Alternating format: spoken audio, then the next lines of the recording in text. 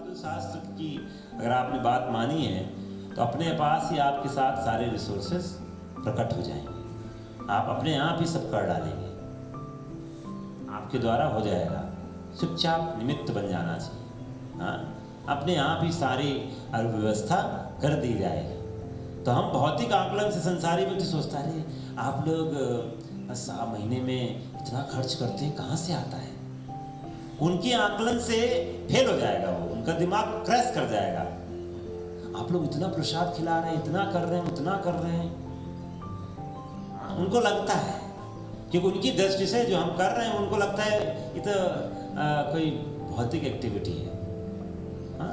भगवान का नाम कीर्तन से, भगवान का भागवतम पढ़ने से कैसे इनका सब हो जा रहा है। तो उनके दिमाग में आता है इनके पास जरूर कुछ ना कुछ इनकम का कुछ और कोई ऐसा है, कहाँ से आ जाता है।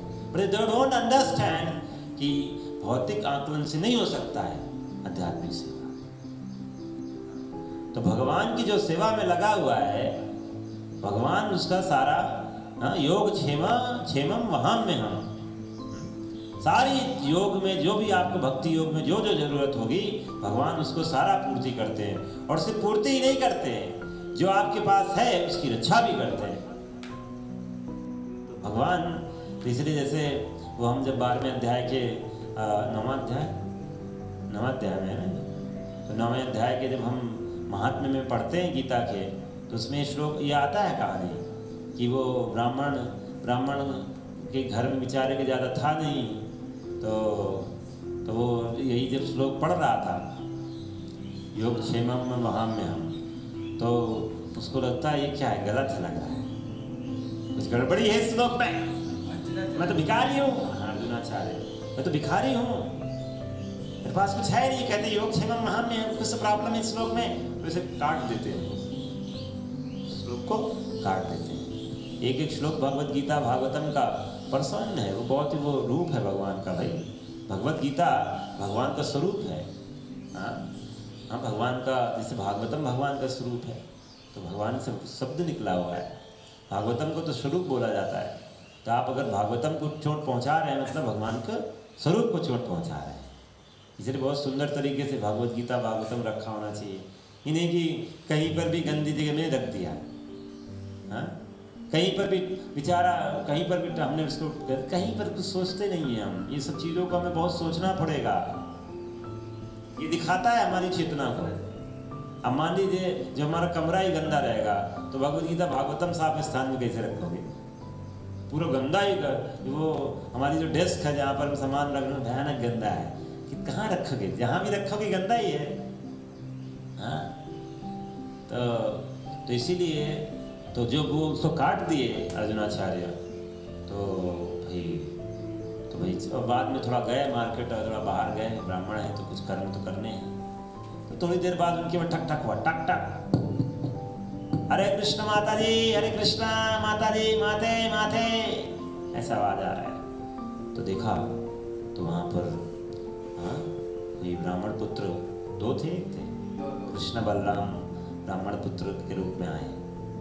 हाँ, और बोलते हैं माते ये देखो इतना सामान देखो, ये हमें गुरु जी ने दिया है। वो बेचारे लदे जा रहे थे दोनों, कृष्ण बलराम पूरा लाद के। बोला इतना क्रूरता दिखाई है मेरे पति परमेश्वर ने। हाँ, छोटे छोटे बच्चों को इतना लोड भर दिया। आने दो, बात करती हूँ। बेटा यहाँ रख दो, रख दो, कोई बात नहीं। तो रख दिया। तो उनको बच्चों को फिर कुछ खिलाया पिलाया तो होगा ही, ऐसा तो है नहीं, हाँ है तो खिलाया पिलाया होगा। और फिर चले गए। और जब वो आए वहाँ से हमारे ब्राह्मण देवता, तो बोला अरे इतना क्रूरता क्यों दिखाई बच्चों पर? बेचारे छोटे छोटे बालक थे, उन पर इतना वजन लाद दिया तुमने, आपने। और उनकी पीठ में इतना बेचारों का वो देखो रेखा तक पड़ गई उनके पीठ में, तुमने इतना दंड दिया कि देखो क्या हो गया, पीठ आई कर दी क्या?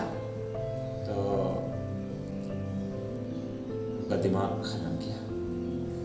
हाँ, जैसे हम सब जब यहाँ पर हैं, सेवा कर रहे हैं, तो हम अगर ये सोचें कि नहीं अरे कभी कभी ऐसा कि अरे मेरे प्रयास से हो रहा है, तो हम फिर पागल हो जाएंगे। ऐसा होता नहीं है, भगवान के प्रयास से होता है। तो भगवान इधर उधर से कुछ ना कुछ ऐसा जुगाड़ करेंगे।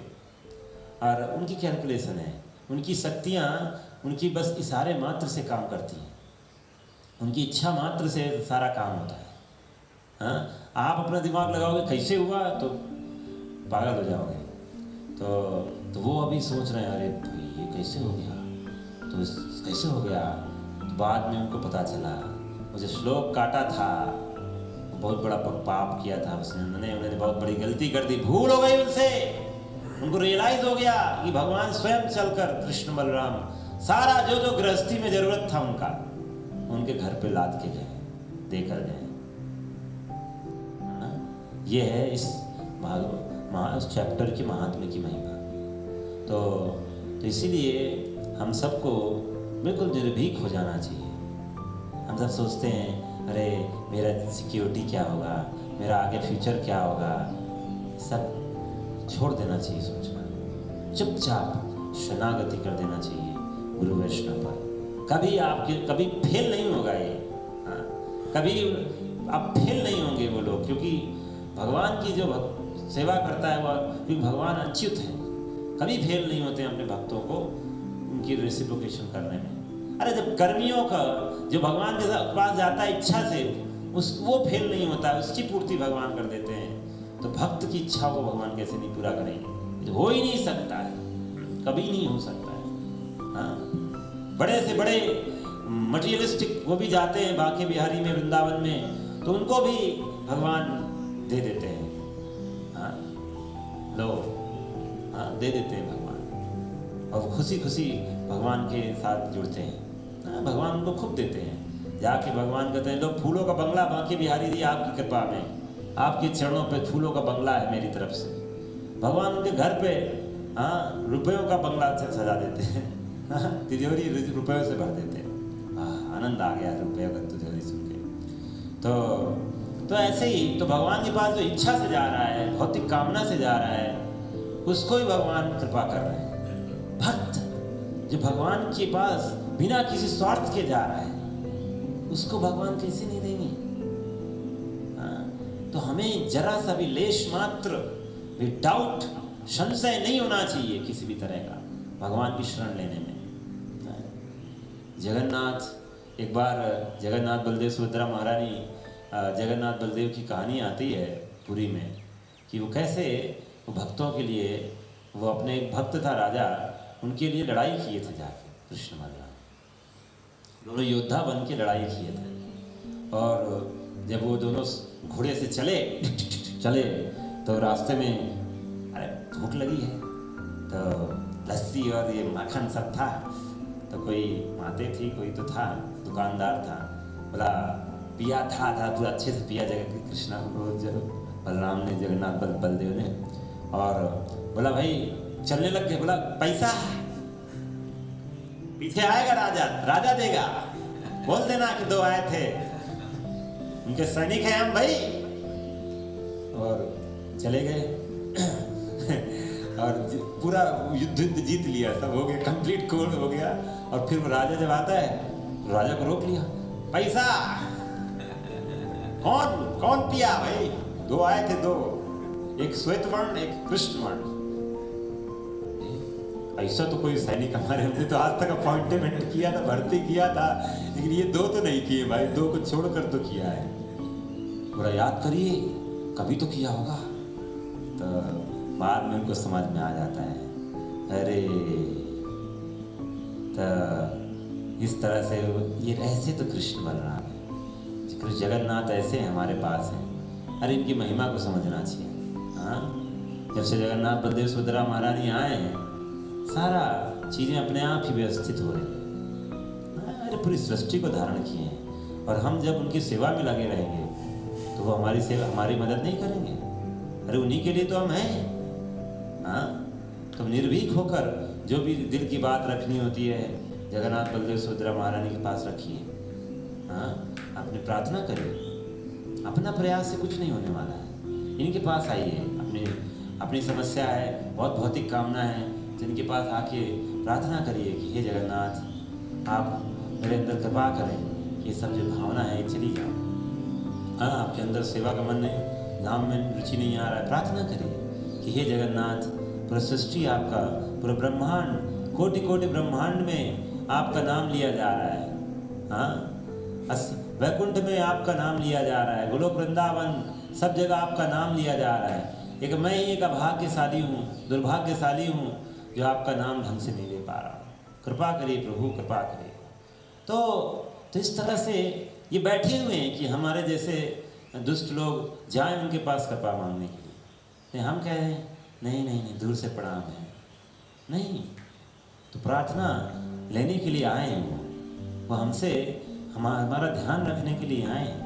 हाँ, तो वो जगन्नाथ हैं और इसलिए आप ये सोचना चाहिए कि हम आपकी सेवा में हैं प्रभु, हमें संबल बनाइए, हमें बल दीजिए। हाँ, बलराम जी बल देने के लिए जाने जाते हैं। हाँ, आध्यात्मिक बल आपको देंगे, जिस आध्यात्मिक बल से ही हम भजन कर पाते हैं। हाँ, गुरु वैष्णव पर श्रद्धा नहीं है तो इनसे मांगिए कृपा कि मुझे श्रद्धा आ जाए गुरु वैष्णव पे। हाँ, भक्त पे श्रद्धा आना, भक्तों का संग पे श्रद्धा आना, यही हमारी सबसे बड़ी श्रद्धा है। हाँ, ये नहीं टूटना चाहिए कभी। भक्तों के संग में हमारा अटूट विश्वास होना चाहिए।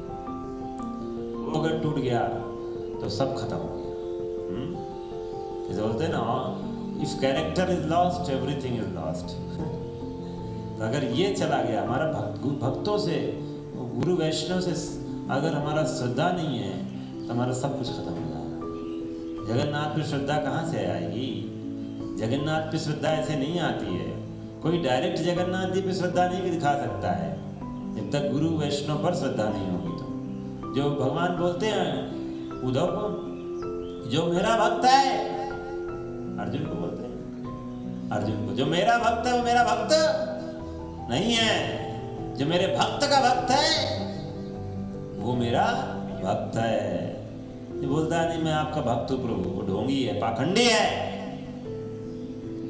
भक्त कृष्ण के भक्त का भक्त है, वही उनका असली भक्त है।